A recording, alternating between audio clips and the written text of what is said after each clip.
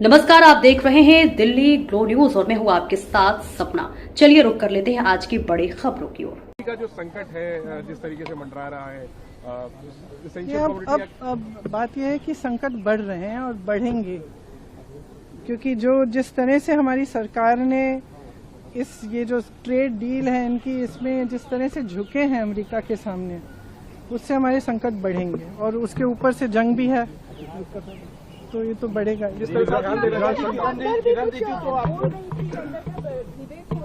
जी, क्योंकि रिजिजू जी ने कहा कि मैं हंस रही थी उनकी बातों पे, तो मैंने स्पष्ट किया कि मैं क्यों हंस रही थी। गिरिराज सिंह कह रहे हैं कि राहुल गांधी छोटा पैजामा क्यों पहनते हैं? अब कैसा सवाल है, आप मेरे से क्या पूछ रहे हैं? ट्वीट करके वो कह रहे हैं वक्त मंत्री है ना, मतलब ऐसी बातें होनी चाहिए कि जो आज देश में संकट है, जो लोग भुगत रहे हैं इनकी पॉलिसीज की वजह से, उनकी बातें होनी चाहिए। क्यों नहीं मांगेंगे, क्यों नहीं मांगेंगे? रिजू जी तो चाह रहे हैं कि आप एलओपी बन जाए, वो कह रहे हैं कि आप में भी कैपेसिटी। ये सब बातें इसलिए कही जाती हैं क्योंकि जो मेरे भाई करते हैं वो सच बोलते हैं।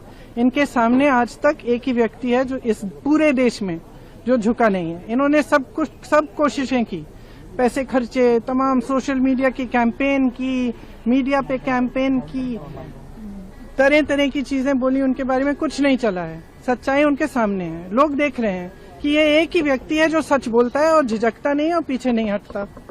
तो मुझे तो हंसी इसी बात पे आ रही थी कि तुम डर रहे हो इनसे, इनकी जो सच्चाई है, इनका जो सत्य है वो पच ही नहीं रहा है, इसलिए हर बार इन्हीं पे आलोचना, इन्हीं पर वार कर रहे हो।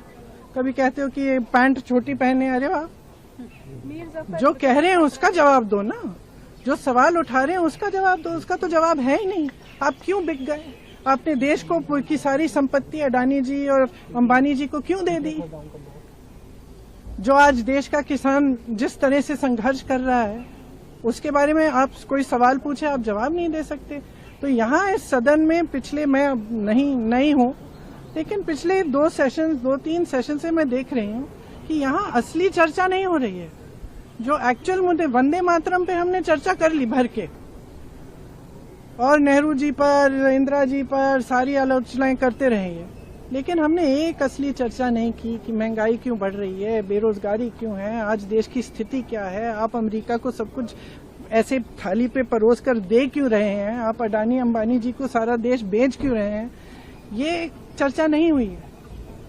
और ये लोग आलोचना कर रहे हैं कि हमने सदन को कमजोर कर दिया है, ये किया है, वो किया है। असलियत ये है कि प्रेशर इन्होंने डाला है स्पीकर पर।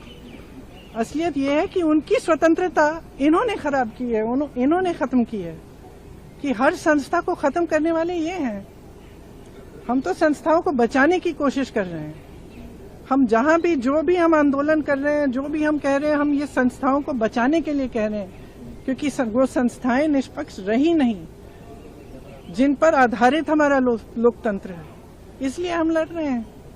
तो अब इनको ये बातें पचती नहीं है, तो कभी पैंट की बात करेंगे, कभी कुछ कहेंगे कि उन्होंने यार कह दिया, कुछ कह दिया। एक गहराई होती है ना बात की। भाषा एक चीज होती है, लेकिन गहराई भी होती है।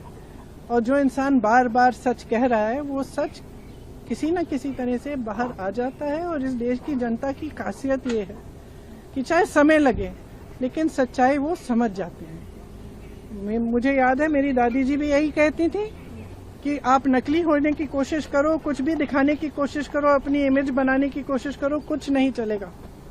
इस देश की जनता सच्चाई देख लेगी, देख रही है। समय लगा है, लेकिन देख रही है।